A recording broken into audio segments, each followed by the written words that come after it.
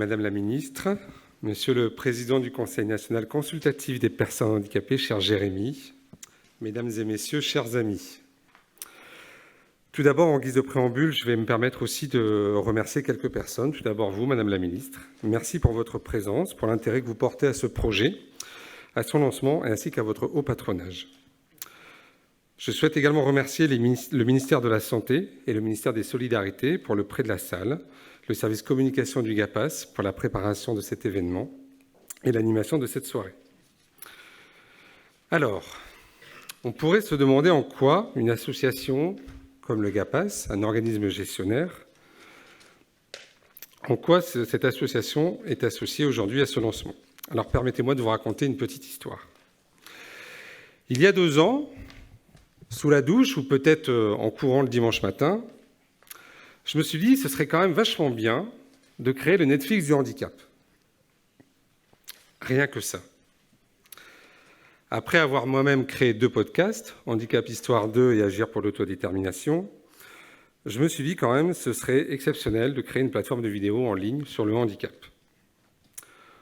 Mon idée était assez simple. J'avais pour ambition de montrer que le handicap n'est pas une fatalité, qu'il est consubstantiel à la vie et surtout que les personnes en situation de handicap ont des compétences et qu'elles puissent devenir visibles.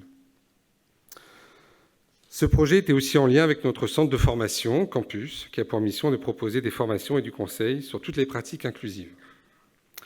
En communication, on sait que l'impact d'un mot vaut un mot. On sait qu'une image vaut 10 mots et on sait également qu'une vidéo vaut 100 mots. Puisque la raison d'être du GAPAS est de développer des solutions inclusives pour que les personnes vivent dans une société juste et équitable, il me paraissait naturel de réfléchir à des contenus vidéo impactants. N'attendons pas que la société devienne inclusive, construisons-la ensemble. Alors j'ai commencé à chercher. J'ai regardé d'abord si cela existait des plateformes de vidéo à la demande sur le handicap. Rien, strictement rien, à l'époque. À l'époque, pas une plateforme dédiée au handicap. Là, je me suis dit, il y a quelque chose à faire. J'ai commencé à me renseigner, je suis allé voir des créateurs de plateformes en ligne, et là, j'ai vite déchanté.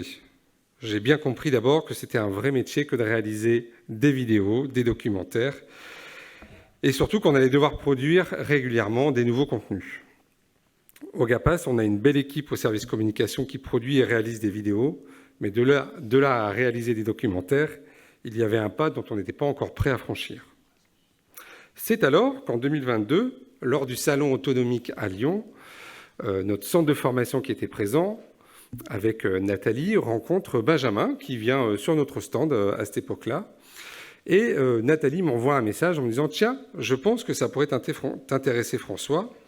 Et dans le document, je lis « Depuis l'arrivée de Netflix dans le paysage audiovisuel français, les plateformes de services à la demande se multiplient.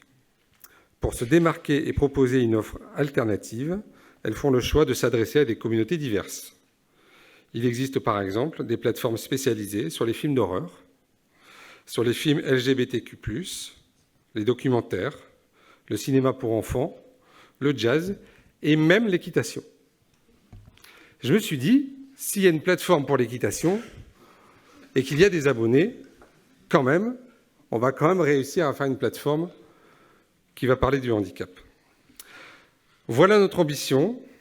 Nous sommes lancés en partenariat avec Cortex, avec panache et enthousiasme. Et donc, longue vie à Cortex. Et encore merci d'être présent ce soir.